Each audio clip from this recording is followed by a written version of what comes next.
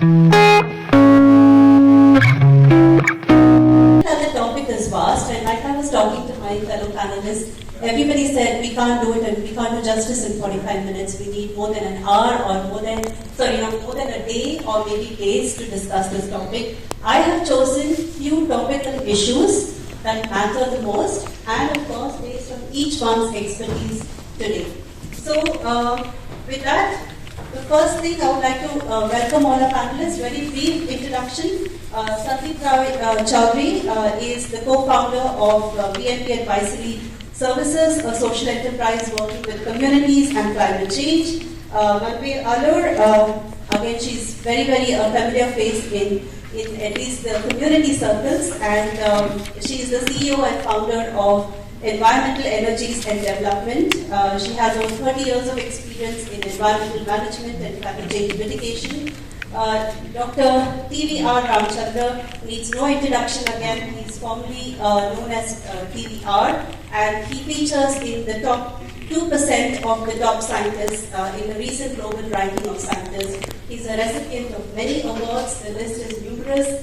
And he also is the member of the Karnataka State Wetland Authority, and he also serves in many different committees of the government.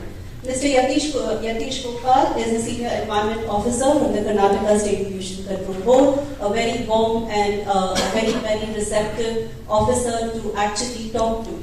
And then I have Varun, who's currently working as a State Solid and Liquid Waste Management Consultant, Rural Drinking Water and Sanitation Department, Government of Karnataka. So, back to the panel. If you look at what the United Nations Environment Programme strategy of 2025 to tackle climate change actually talked about loss of nature and pollution, and the reason that it articulated was the chemicals and waste, changing climate, biodiversity loss, ecosystem loss, land degradation, etc. And the underlying cause is obviously waste management. It also talks about how fertilizers have entered coastal ecosystem and has produced more than 400 ocean dead zones, which means roughly the size of the Great Britain or the island. And then marine plastic pollution has increased. We all know that top 2 rivers of the top 10 most polluted rivers is also in India. And we also know that of all the 45 mega cities, only about 4 qualify with WHO air quality standards. So why am I actually saying all this? Because like what Mr. Yatish said before we started the panel, that garbage as such cannot be looked at it in isolation. It is actually an interconnected subject. And so, my first question to you, Sandeep, is why was the waste sector overlooked in COP26? Why did it not merit a seat at the table and had to be content with side events? Because we've just finished COP26. Yes, and I'm as disappointed as you on that it wasn't part of the main event. We were there for almost 2 weeks, and the only thing that tied up to waste was regenerative agriculture and methane emissions. These were the 2 big parts of waste that actually had any audience, if I may. Which is quite disappointing. There was a lot of things said about ocean plastic and what it leads to, etc., etc. But what was missing was from the actual Glasgow text itself, there is no real mention of waste. I mean, there is but a fleeting mention of it, saying we should not be polluting our air, our land, our waters, but that does not mean that it's taken to the scale that it should be. So, yeah, I mean, I think there is a movement around getting waste onto that table, and I'm hoping by next year. That's really frustrating because you have to wait for 12 months to see something happening, but that's exactly what the UN is all about. So, hopefully. So, I don't have an answer to that question, and like I said, I'm as disappointed as you are. Thank you, Sandeep. It affects our environment in multiple ways, and we've seen examples of how either the Kerala floods or Chennai floods or Maharashtra floods, we've seen how the rivers and oceans give it back what we throw it into it. And I recently read this tweet by a fellow practitioner, Swati, who works at UN Habitat, and she says she's put out a beautiful picture on Twitter, and she's talked about how the waste is accumulated across. So she said, what you can't see, that is the waste on the street, waste process, is in the water. So that is quite alarming. And with that, I know that you've touched upon methane, and Dr. TVR actually has published a paper very recently, I think in 2018, which talked about municipal solid waste management, municipal solid waste generation, composition, and GHG emissions. Dr. TVR, if you can very briefly take us through methane emissions, yes, please pass the mic.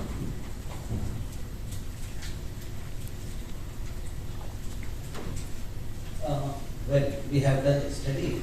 Actually, if you look at the emission scenario in the cities, in almost all cities, solid and liquid waste mismanagement leads to about 10 to 12% of the total. So that's where it's as good as the industry. In Bangalore, the industry contributes about 14%, and major chunk come from the transportation sector. Now, the transportation sector, where public transport is weak, we have the emission of as high as 43% in Bangalore and 54% in Hyderabad. So wherever mismanagement is there, we are the emitting and we are contributing to the warming of the earth. And of course, consequence of that, we faced last week in Bangalore in many parts. People were drowned and they struggled, and then Chief Minister has to land there. But the root cause is the mismanagement. And second thing, as Indians, I urge every one of you, think like an Indian. Don't look at the West and waste your resources in India. You know, that technology, we should never think about it. Our waste is an organic waste. My study shows that, 2,000 families we surveyed, 80% is organic. To handle the organic waste, I should not think about the Western technology. You know, that is where I get disappointed and agitated when people come with all funny ideas and say we should replicate that model. Let them replicate our model, which is the best model. Let us convert the organic waste into the beneficial the manure and the energy. And second thing is decentralized management has to happen. You know, there was a discussion on bulk generator versus the thing. In fact, I had worked in the committee, environmental committee. At the time when people came for the clearance, they assured that they will have the waste management, both solid and liquid waste. Then after constructing the apartments, why are they withdrawing from that? See, these are the things we need to question. And what the builder, okay, now you may be occupying that apartment as the dweller. You may not be knowing what your builder has given in the writing to the board when he was getting the environmental clearance. So that is where we need to have a little bit knowledge on that. In fact, I will slightly, when Anjana was talking about the per capita waste generation, I was wondering, had there been any politician in this room, he would have said, see the US generates 2.52 kgs, that's why the GDP has gone up, and we should also waste as much as possible so that our GDP will go up. The similar thing in electricity consumption. I don't know who is that stupid fellow who keeps telling that per capita energy consumption should go up. See, this bunch of jokers and the misguided fellows sitting as a policy makers are the root cause of our problem. And of course, added to that is that we also are responsible Aam Aadmis. You know, had we segregated the waste, there wouldn't have been a problem with the waste. That is where when I teach my student, I go to school and teach as well as I teach my doctoral student. I always tell them, learn from nature. When you look at the nature, energy and material transfer happen from one level to the other level. Okay? There is nothing called waste when you look at the food chain. Even whatever is left in the end, the biodegraders, bacteria and fungi, put it back to the elemental form. Where do you see the waste? You will see the waste where waste fellows are there. Who are these waste fellows? These are the bunch of fellows who use the synthetic material too much. And they think it's a fancy for them to use. You know, when we go to the hotel, we don't carry the tiffin carrier because it is below our this one. I don't know who is watching them. But we get it packed in the polythene bag. And we give the children the packed the water. We don't give the water in the container. You know, when I analyze the food constituents in the polythene bag and the water in the bottle, all had dioxin. That means we are giving our children the cancer, carcinogenous material. That is where first and foremost thing is we need to be sensible. When we are sensible, we will be responsible. For us to be sensible, first is learn the lessons of Mother Nature. Then you will become more sensible. When you are sensible, you will never do the mistake. Then we can have a gathering like this in a better way of thinking, without changes in climate, without warming of the earth, without vector-borne diseases. See, the waste in Bangalore is not only just creating the mess, it is also giving way for the vector-borne diseases like dengue, chikungunya, etc. And that is where the management comes to the picture. Today morning when I was coming, one of my family members asked, which conference you are going to? Next Generation Waste Management. Then immediately she asked me, does it mean that we have given the waste generation responsibility to the next generation? See, that is what my generation is doing. We are just giving our responsibilities to the next generation, and Dr. Anjana talked about Article 21. We are depriving our children their right for life without clean air and water. What kind of tragic system we are in? I am not talking just about Bangalore. Every country has the same problem. Probably in the Europe I didn't see this kind of a trend. So, when I was staying in an apartment in the ground floor, parachutes used to land from the top floor containing solid waste. And it was such a mess thing. Then I pushed my administration in the institute to introduce the door-to-door collection. And with that, parachutes landing stopped. And today, in my campus, the solid and waste being managed. We have the water, use it for the car and also for the garden. That's where you see the greenery. Solid waste is also there. There are a lot of 150 people have got the job because of this management. So that is where you can give the job for the people. And that is where I want the enterprising youngsters to crop up in Bangalore with a startup. Think about this thing. Manage the waste is a simple technology. Don't be a fool and try to mimic the technology of the West. Thank you, Dr. TVR. As a gross, even if you watch the popular or if you read the comic series Riverdale, you will know that one of the things, Archie is. You will also know that there was a dump yard which is all near the water body. So I was actually listening to a discussion on Twitter Space hosted by UK Avaz, where they were in conversation with Ms. Supriya Sahu, who is the Principal Secretary of Environment and Climate Change, Government of Tamil Nadu. And she was basically talking about how will Tamil Nadu tackle climate change. And one thing that she said was that in actualizing anything, we need a people's movement. And having said that, I know Mr. TVR also, you worked a lot at IISc and you actually managed to create that mini forest. What do you think, and you worked a lot on stormwater drains and bringing to light all about the encroachments, how the garbage is causing problems and all those things. But in simple, very, very short answers, both from Manvel and Mr. TVR, how can we create a people's movement in waste? I'll take 1 or 2 minutes extra. See, if you look at the lakes of Bangalore, okay, what was there and today we have about 205 lakes. We have lost about 79% of the lakes in the last 5 decades. And when I was talking about the loss of lake, some encroached and converted into other purposes. Somebody told me that now that means we have solved the solid waste problem. Then I was surprised. Then they said, see, lakes were used as for dumping ground, for dumping the waste. In fact, today also one of the gentlemen talked about it. Throwing papers to the lake. Okay.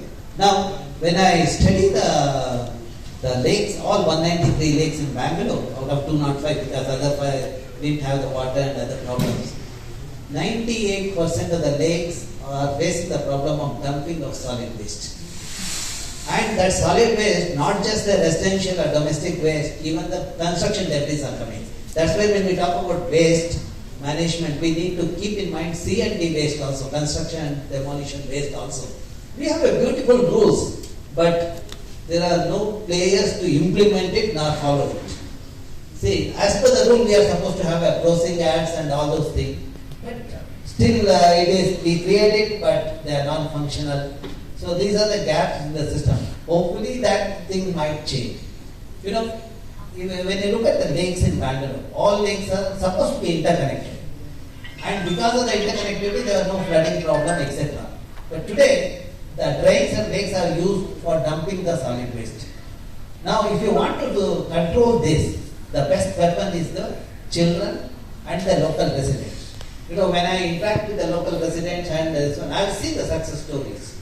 See, even in Velandur, Vattur, when I look at the lake problem, first time when they met, they had seen my report. I said, see, I have no hope with the thing, you fellows will come and talk to me and then you will go back and discuss Twitter and such thing. I don't want to waste my time, I said. Then they said, give me 6 months time. We will see you the change in the system. And then, you know, it went to NGT and then there was a success. Then the NGT said rejuvenation has to happen. I would give credit to the local residents who are quite active in demanding the thing. You know, where people voice their concern and where people understand the problem, implication of problem, then suddenly the solution comes. In fact, we talked about mini forest. I created mini forest in the campus. 49 species, 500 sapling. We involved the school children in planting. Recently, one of my colleagues passed away in 2017. Instead of doing the ritual on 14th day, I told everyone that let us plant 500 sapling of ficus in the campus. We did it. I involved the school children and children came and every birthday they come to the campus, just come and water that plant and go. That means the sense of responsibility has come in the kids. So that is what should happen. And when I look at Velandur and Vattur Lake, the success story, it is because of the people. You know, people understood the need for the thing. They understood why the children are facing the problem of the health, etc. You know, that is where when they approached me, they asked me, can you tell us how it affects the thing? Then we did the ecosystem services, this one. How much disincentive will be there if it is a polluted? Then when we showed that if the lake is in a pristine condition without any contamination, we give the goods in the form of fish, fodder, etc. to an extent, 10,000 rupees per hectare per day. When you pollute it, 20 rupees per hectare per day, and more importantly, the fish, vegetable that is grown in the downstream, and the milk in that area, because the fodder goes from the lake only, all have the heavy metal. That is where they, you know, when there is a heavy metal in our food chain, the kidney failure and cancer happens. When I gave that document after my study, they said that we will take it to the court. Because today, only hope for us is the court, judicial mechanism. You know, regulatory agencies, even though I am sitting next to it, their hands and legs are tied because of various reasons. I will not get into the details of that. You know, that is where we need to curtail the heavy metal getting into the food chain. And when the people did it, of course, NGT has to look at that and come up with the viable thing. What I am trying to emphasize is that when community becomes sensible and they understand the problem, they can ensure the clean environment for their children. That means all of us have a responsibility. It is on our shoulder to make sure that we give the cleaner environment to our children. And when it comes to the managing the liquid waste or the solid waste, we should do it on our own. Suppose if our apartment doesn't have the waste treatment plant, we should make sure that waste treatment plant has to be implemented. In fact, apartment association people, the president and others met me a couple of years back. I told them that, okay, you don't have the liquid waste treatment plant. Why don't you do it at community level so that you are giving a job to some of the youngsters to run the plant and the thing. But rather than doing that, they are going to the court to say that why we should do it. See, this attitude has to come to an end if you want to see a cleaner environment in a place where we reside. Thank you. Thank you. What Sandeep has said, like in report, we need to impose at least adopted models, unless otherwise we create a fear factor among the public. They keep on throwing, because if I'm here, I will throw. If I'm in Dubai, I never throw. If I'm in Singapore, I will never throw. So, answer is there. Fear is the biggest We should be proud Indians. Fear is the Well, biggest drive in our freedom. country. Incentivize segregation, door-to-door collection, decentralized treatment, and more importantly, bring awareness in the common man about the implications of not managing the waste properly, as my friend talked about it. We need to do that. The moment people understand the consequences, then they will start acting or reacting to that. That is what is required in our system. See, why I have been emphasizing, I will take 1 minute. I work in the lake, I said. When I go spend a day in Velandur, Vattur, I can see the trucks coming there, carrying the construction and demolition waste, even the residential waste. Then I thought, okay, this is the problem with the contractors and all. Then after a few minutes, I see a person coming in a BMW, throwing a parachute into the lake. When I called that person and asked, the person looked, they educated, and that person told me, I won't reveal the gender. Okay? That person said, why are you here? This is the place we are supposed to dump the waste. Then I thought, okay, maybe I have done a mistake. Then after a few minutes, I see a couple coming there with Ganesha in a polythene bag. Poor Ganesha was struggling in a polythene bag. And I remember when my parents were doing Visarjana of Ganesha, what kind of protocol they used to follow. But this person just throws the polythene bag to the Vattur lake where the foam is there. Then I told my student, my day is over. So let us go back to the system. Okay, thank you. Thank you. I think quick takeaways. We have 2 Ds. One is data, and we have decentralization. We have 1P, which is partnership, and then we have reorganizing.